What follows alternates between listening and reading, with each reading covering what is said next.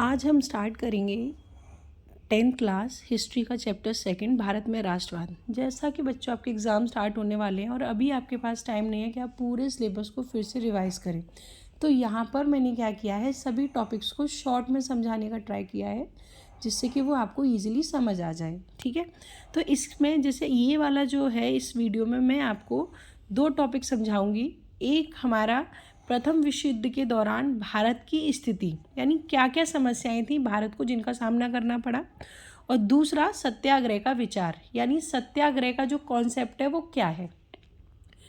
आशा करती हूँ आप सबको समझ आए, और अगर आप सबको समझ आता है तो प्लीज़ वीडियो को लाइक और चैनल को सब्सक्राइब ज़रूर करें। ओके, तो हम स्टार्ट करते हैं। सबसे पहला क्वेश्चन है हमारा कि प्रथम विश्व युद्ध पर, ये भी बहुत ही इम्पोर्टेंट क्वेश्चन है जो कि एग्ज़ाम में आता ही आता है। एग्ज़ाम के लिहाज से अगर देखा जाए तो एक बहुत ही इम्पोर्टेंट क्वेश्चन है कि प्रथम विश्व युद्ध के दौरान भारत को किन किन समस्याओं का सामना करना पड़ा, या प्रथम विश्व युद्ध ने भारत में कौन सी राजनीतिक और आर्थिक स्थिति पैदा कर दी थी।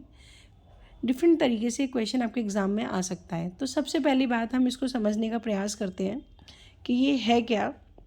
जैसे कि आप देखेंगे कि जो हमारा प्रथम विश्व युद्ध हुआ था वो हुआ था हमारा 1914 टू 1918, यानी 1914 में ये शुरू हुआ था और 1918 तक चला था। 4 साल ये विश्व युद्ध हुआ था।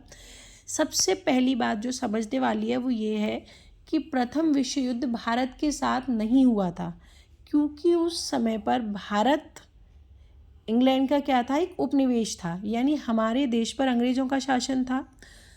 तो डायरेक्टली हम उस युद्ध में हमने पार्टिसिपेट नहीं किया था, वो युद्ध हमारे साथ नहीं हुआ था। लेकिन फिर भी क्योंकि इंग्लैंड के साथ, ब्रिटेन के साथ वो युद्ध हुआ था, तो ब्रिटेन ने हमारे संसाधनों का, चाहे वो हमारे मानव संसाधन हो, चाहे वो हमारे प्राकृतिक संसाधन हो, सभी संसाधनों को, चाहे वो हमारे मानव निर्मित संसाधन, सभी संसाधनों का यूज़ किया, और जिससे हमारे देश की स्थिति बहुत ज़्यादा बिगड़ गई।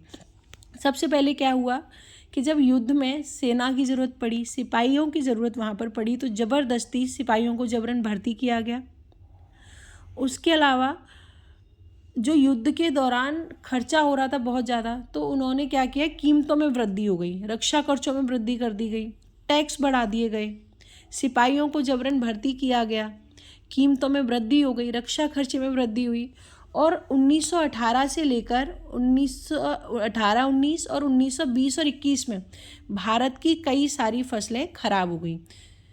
तो इस तरीके से भारत की राजनीतिक और आर्थिक स्थिति बहुत ज़्यादा खराब हो गई थी, यानी युद्ध खत्म होने के बाद भी भारत की मुश्किलें कम नहीं हुई। दूसरा क्वेश्चन है आपका सत्याग्रह का विचार। सत्याग्रह क्या है? सत्याग्रह का मतलब है सत्य को स्वीकार करने के लिए आग्रह करना। सत्याग्रह भारत में औपनिवेशिक शासन से लड़ने का एक नया तरीका था, जिसमें हम अत्याचार और अन्याय के खिलाफ एक गैर आक्रामक और शांतिपूर्ण जन आंदोलन हमने किया था। यानी अत्याचार से लड़ने के लिए हमने शांतिपूर्ण तरीके से एक जन आंदोलन किया, उसको क्या कहा गया, सत्याग्रह। यानी सत्य के लिए आग्रह या बिना किसी हिंसा के, अहिंसा के साथ आंदोलन करना ही क्या कहलाता है, सत्याग्रह। यानी शॉर्ट में अगर आप समझते हैं तो अहिंसा के साथ आंदोलन सत्याग्रह कहलाता है। ये गांधी जी का कॉन्सेप्ट था, जहाँ पर हम सत्य को स्वीकार करने के लिए आग्रह करते हैं। एक तरीके से शांतिपूर्ण जन आंदोलन ये होता है। जब गांधी जी भारत लौटे थे दक्षिण अफ्रीका से, तो वो 1915 में भारत लौट कर आए थे, और आने के बाद उन्होंने 3 आंदोलन किए यहाँ पर। सबसे पहला जो आंदोलन उन्होंने किया था वो बिहार के चंपारण ज़िले में किया था 1916 में। उसके बाद उन्होंने 1917 में गुजरात के खेड़ा ज़िले में, और 1918 में अहमदाबाद के कपास में मिल श्रमिकों के लिए। जो चंपारण ज़िले में जो उन्होंने आंदोलन किया था वो था आपका नील की खेती के लिए। किसके लिए किया था?